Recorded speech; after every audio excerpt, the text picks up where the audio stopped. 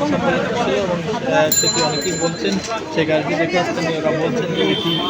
ভারতীয় সেলিম যখন সংসদ সদস্য ছিলেন তখন তিনি এই গাড়িটি ব্যবহার করতেন, এমনটা কিন্তু এলাকাবাসীর বরাত থেকে জানা গেছে। এবং এই বাড়িটিতে এখনও আমরা দেখছি যে এখানে কাজ চলমান, বাড়িটির সংস্কার যে কাজ সেটি এখন পর্যন্ত সম্পন্ন হয়নি। আমরা দেখছি এখানে কিন্তু মিস্ত্রি যারা তারা রয়েছেন, তারা এই বাড়িতে বিভিন্ন ধরনের সাজসজ্জার যে কাজ